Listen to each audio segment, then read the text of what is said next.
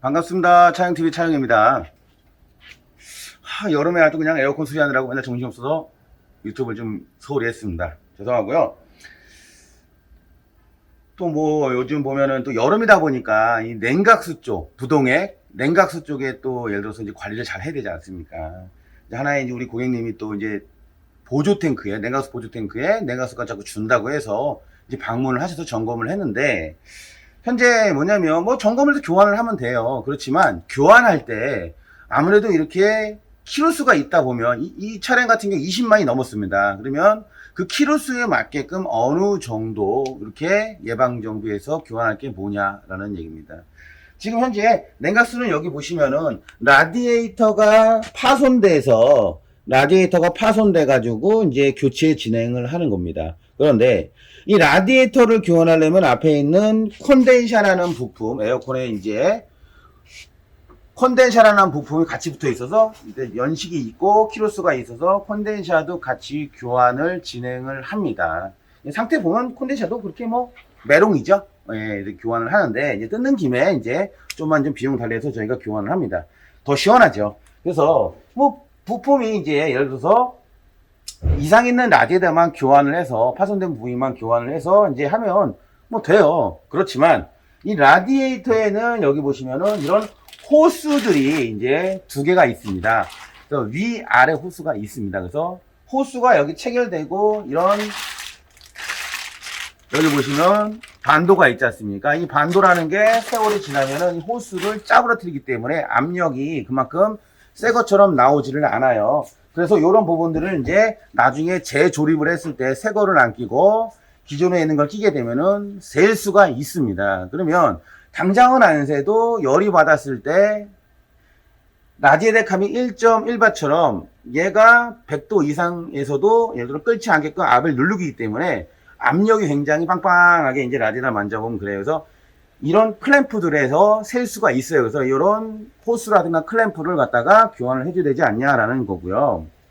물론 위아래 호스를 교환했어요.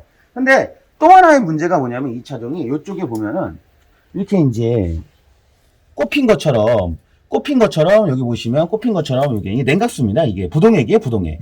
그쵸? 냉각수 물하고 이제 부동액이 섞은 게 냉각수죠. 요건 부동액이에요. 자, 요 차량 같은 경우에는 보시면 자, 소리 한번 들어보세요. 소리 들리나 모르겠어요? 호수에서 과자가 나와요, 과자. 빠짜작. 자, 빼보겠습니다. 자, 안에 보십시오. 이게 부동액입니다. 자, 그런데 새거 요 캡도 바꿀 거예요. 왜 바꾸냐면 제가 있지만 아니 호수는 안에 면도 깨끗한데 얘도 지금 딱 맞아야 될 거 아닙니까? 그런데 저렇게 되면 알루미늄이 이 안에가 꼭 우리 곰보난 것처럼 푹푹 파여 있습니다. 그럼 실리콘을 발라서 껴도 새지는 않을 수는 있겠지만은 완벽을 이용하는 건 어떻게 되겠습니까? 얘가 체결될 때 얘도 깨끗해야 되니까 정확하게 호수는 갈았어요. 근데 얘는 안 갈 수는 없지 않습니까? 그래서 서머스텝 위에 하우징입니다. 이거를 같이 교환을 꼭 해줘야 됩니다. 냉각수, 위 호스를 상호수, 하우스. 이게 하우스에 되는데 호스를 교환할 때는 서머스텝 하우징을 교환을 꼭 해야 됩니다. 근데 빼는데 너무 깨끗해. 그때 그냥 써도 상관은 없어요. 깨끗이 닦고, 그쵸? 장착을 하면 됩니다. 꼭 교환을 해야 됩니다. 그래서 저렇게 하얗게 되는 원인은 여러 가지가 있는데요. 이제 단순하게 생각하면 이렇게 생각하면 됩니다. 이 냉각수에는 pH라는 게 있습니다. 수소이온 농도인데 pH가 너무 하강을 해서 산성에 가깝게 되거나 pH가 아니면 pH가 저렇게 하얗게 되는 원인이 뭐냐면 아주 고알칼리, 그러니까는 pH가 예를 들어서 평균적으로 뭐 대략 제가 봤을 때는 뭐 한 8 이상. 그러니까 그 다음에 이 냉각수 비중이 엄청나게 영하한 거죠. 한 50도 이하. 그러니까는 이게 두 가지가 조건이 맞아야 돼요. pH가 예를 들어서 높다고 해가지고 저렇게 부식이 되진 않아요. 그렇다고 해서 예를 들어서 우리가 이제 뭐냐면 냉각수가 너무 농후하다고 해가지고 저렇게 되지는 않아요, 사장님. 그러니까 pH가 굉장히 높거나 농후하거나 이런 조건이 맞으면 저렇게 부식이 됩니다. 가장 중요한 건 pH도 pH지만 냉각수 자체가 너무 예를 들어가지고 짙은 거죠. 그러니까는 너무 영하로 50도, 60도, 막 70도까지 됐을 때 영하로 저렇게 될 가능성이 더 높습니다. pH보다. 그렇죠? 그리고 너무 짙다 보니까는 pH가 예를 들어가지고 아무래도 떨어지진 않아요, 사장님. 계속 원액만, 여기 냉각수에 왜 pH가 왜 자꾸, 짙어지고 올라가고, 그 다음에 냉각수 비중이 자꾸 예를 들어가지고 영하로 떨어지냐. 그러니까 중요한 건 뭐냐면, 이 냉각수 보조 탱크 있지 않습니까? 냉각수 보조 탱크에 계속 그냥 원액만 보충을 하셔. 떨어지면 원액 보충하고 떨어지면 원액 보충만 하십니다. 그러면은 자꾸 영하로 떨어지고 pH도 이제 불안정한 거죠. 어떻게 보면 낮다 높다를 떠나서 굉장히 불안정하고, 예를 들어서 비중이 계속 예를 들어 영하로 떨어지다 보면은 저렇게 알루미늄을 부식시킵니다. 그렇지 않습니까? 그래서 이게 어느 정도, 그러니까 이제 됐을 때, 그래서 이제 저희가 이제 냉각수, 이제 뭐 다른 거 다 생각하지 마시고, 냉각수를 교환 주기라는 게 있습니다. 그래서 적당한 교환 주기는 저희는 보면은, 키로수는 대략 한 15만이나 10만 안쪽으로 끊어주시고, 연도는 한 5년에 한 번 정도는 냉각수를 교체했는데, 그냥 라디에이터는 고크만 교체하는 게 아니고, 전체를 싹 헹궈내서, 냉각수, 부동액하고 냉각수를 비중을 지역마다 틀리겠지만 35도에서 한 25도짜리 20도 사이 정도 잘 맞춰주는 게, 마이너스로 맞춰주는 게 좋지 않냐는 얘기입니다. 그러면 이렇게 부식이 되고 라디에이터가 터지고 워터펌프가 터지고 이런 부분을 굉장히 방지할 수가 있다라는 얘기입니다. 그리고 이 서머셋 하우징 안에 보면은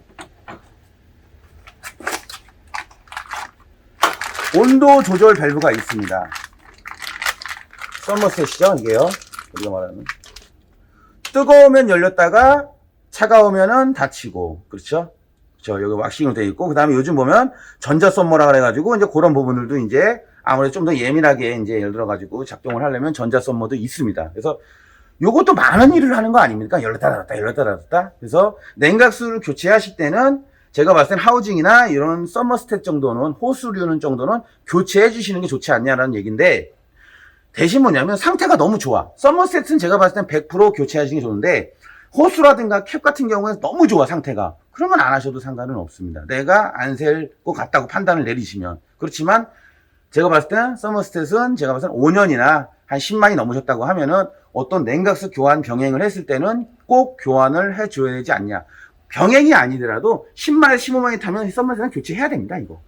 그래야 안전하게 되고, 얘가 고장나면은 엔진 열이 많이 나와서 블로우가 나서 엔진이 이제 예를 들어도 냉각수가 빠지거나 열이 많이 나니까 조금 이제 붙는 현상이 발생될 수가 있는 거죠. 그래서 정리를 하면, 뭐 말하다 보면 뭐 제가 실수도 하고 했지만은, 정리를 하면 우선은 냉각수가 이제 샜을 때 이렇게 라디에이터가 터져도 호스류는 웬만하면 교환을 해라. 상태가 좀 안 좋거나 했을 때요. 그리고 서머스탯은 100% 교환을 해주는 게 좋다라는 얘기고요. 그 다음에 하우징 같은 경우에는 상태를 봐서 안 좋으면은 교환을 해주시는 게 좋다라는 얘기입니다. 아까처럼 보기 좀 하얗게 되고요. 그리고 하얗게 되는 원인은 예를 들어가지고 너무 농후한, 그러니까 마이너스 너무 농후한 상태에서 pH가 너무 하강하는 게 아니고, 예를 들어가지고 적당량이 있어도, 아니면은 뭐 7이나 8, 9 정도 됐을 때 너무 짙은 상태에서 저렇게 허옇게 반응을 하면서 알루미늄을 삭게 만든다라는 얘기입니다. 그리고 냉각수 교환 주기는 5년에 한 10만에서 15만 사이가 가장 적당하다. 그러면 굳이 첨가제를 안 넣으셔도 된다라는 얘기입니다. 자, 이 차량은 이렇게 교체를 하고요. 이제 수환을 하고, 그쵸? 이제 작업을 하면 이제 마무리가 되겠습니다. 그리고 마지막으로 저희가 얘기를 하면, 냉각수를 순환하는 방법은 두 가지가 있습니다.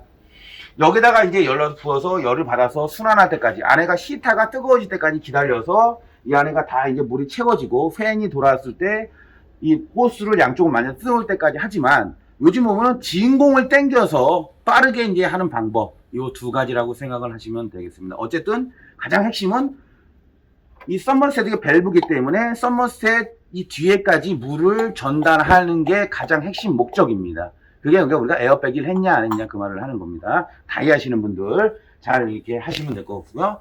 뜨거우면 조심해서 작업을 하시면 될 것 같고, 이 얘기 제가 빼뜨렸는데, 이 캡도 지금 이 차종 같은 경우에는 완전히 널브러졌잖아요. 이 캡도 교체하시는 게 좋다는 얘기죠.